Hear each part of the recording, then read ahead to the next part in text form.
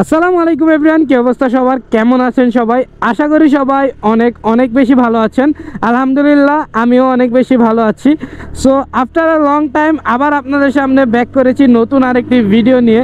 তো বেশ কয়েকদিন যাবৎ বিভিন্ন ব্যস্ততার জন্য আপনাদের সাথে অ্যাক্টিভ হইতে পারি না। ইনশাল্লাহ এখন থেকে অ্যাক্টিভ হওয়ার চেষ্টা করব।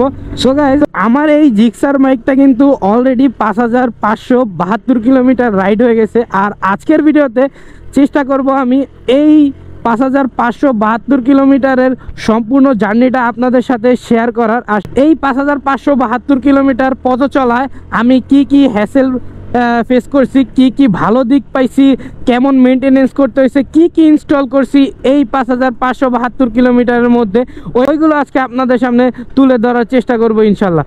সো সবাই ভিডিওটা ধৈর্য ধরে দেখবেন, আশা করি ভিডিওটা আপনার জন্য ইনফরমেটিভ হবে। আর আরেকটা কথা, আমার চ্যানেলে যারা নতুন আছেন, চ্যানেলটা যারা সাবস্ক্রাইব করেন নাই, কাইন্ডলি সাবস্ক্রাইব করে দিবেন এবং পাশে থাকা বেল আইকনটি বাজিয়ে দিবেন নিত্য নতুন ভিডিও পাওয়ার জন্য। সো চলুন আর কথা না বাড়িয়ে শুরু করে দেই আজকের ভিডিও।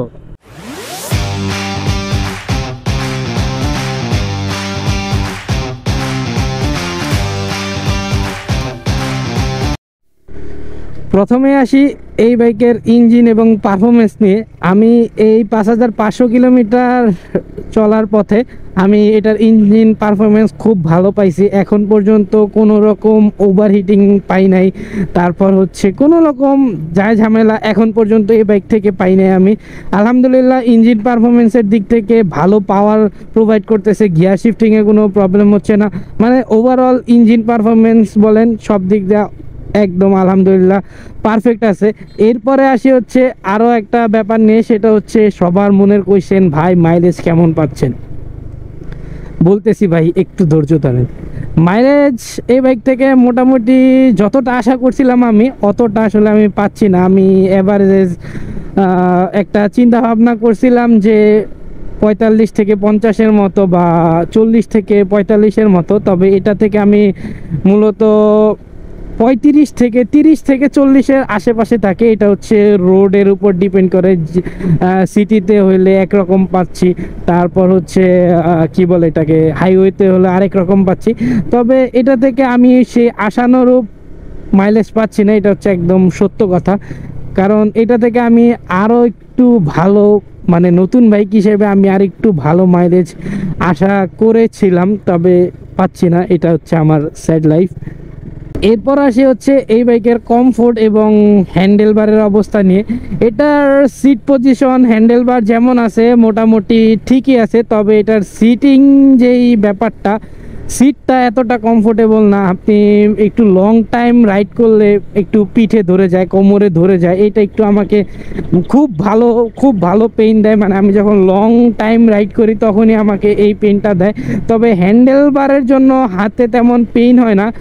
আর পেইন প্রথম হয়েছিল সেটা হচ্ছে এই ক্লাসের জন্য। ক্লাসটা তখন অনেক টাইট ছিল, তা টাইট থাকার কারণে আমি আবার এই ক্লাসের ওইখানে একটা কি বলে এটাকে, রিল্যাক্স টাইপের একটা ব্যাপার কি যেন আছে নাটের মতো, ওইটাকে আমি আবার এসএফ এর রিল্যাক্সটা লাগাইছি, যার ফলে এই ক্লাসটা একবারে স্মুথ হয়ে গেছে। তারপরে আর হাতে তেমন পেইন হয় না।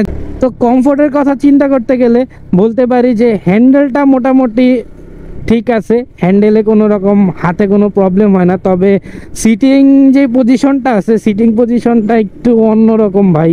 পিঠে খুব ব্যথা করে, পিঠে তো ব্যথা করে, মানে কোমরটা খুব ব্যথা করে, এইটাই আসলে অনেক পেইন দেয়। আর আপনার যেই পিলিয়ন যে আছে ওর অবস্থা তো আরও বেশি বাজে। আপনি ব্রেক করলে একেবারে সামনে চলে আসে।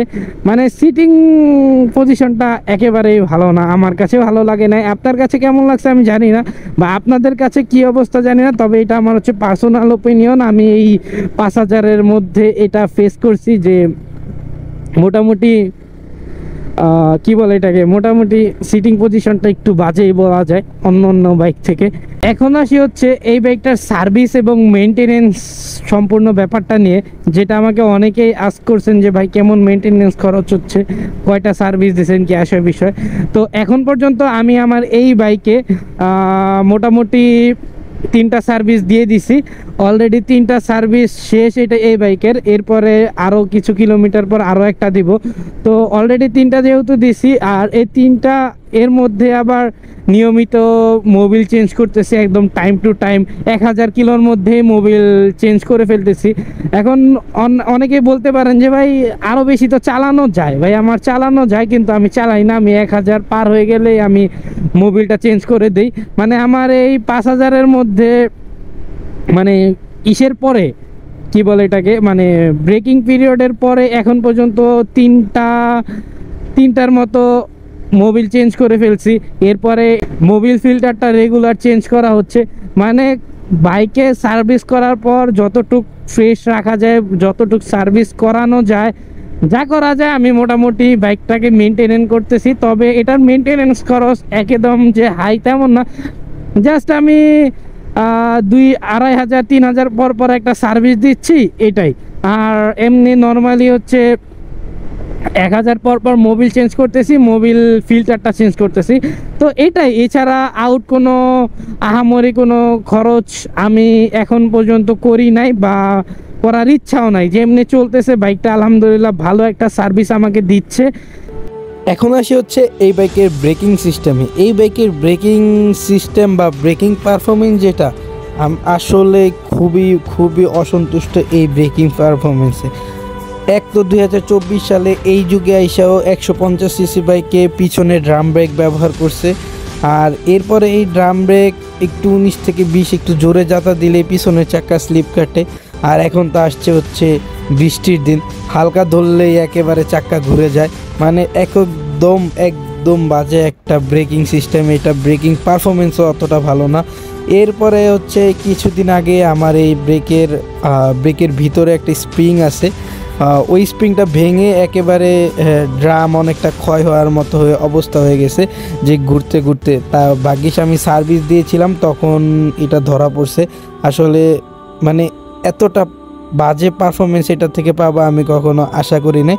তবে এটার ব্রেকিং পারফরমেন্স যদি আমার কাছে জানতে চান, আমার পার্সোনাল ওপিনিয়ন থেকে এই বাইকটার ব্রেকিং পারফরমেন্স একটুও ভালো না।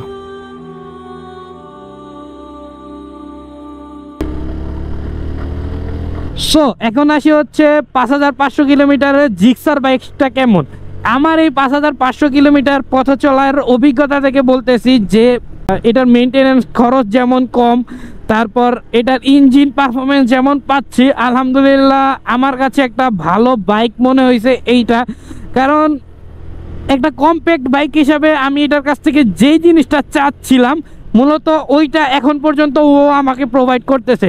জানি না ফিউচারে কি হবে, তবে এখন পর্যন্ত ভালো একটা পারফরমেন্স আমাকে দিচ্ছে, এটাতে আমি সন্তুষ্ট।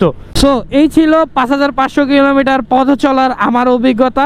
আজকের ভিডিওটা এই পর্যন্তই। ভিডিওটা ভালো লাগলে অবশ্যই লাইক দিবেন, চ্যানেলটা সাবস্ক্রাইব করে না থাকলে অবশ্যই সাবস্ক্রাইব করে দিবেন এবং পাশে থাকা বেল আইকনটি বাজিয়ে দিবেন নিত্য নতুন ভিডিও পাওয়ার জন্য। So thank you so much for watching this video. If you like this video, don't forget to share. Have fun. Peace. Assalamu alaikum.